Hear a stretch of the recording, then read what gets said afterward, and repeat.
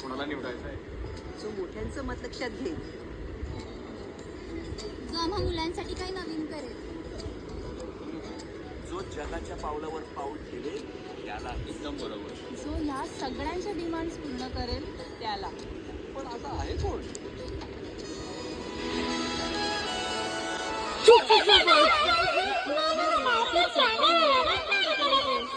आणि करत राहील. Zee network. फॅमिलीच्या डिमांड आणि पण सुपरहिट नेटवर्क एक.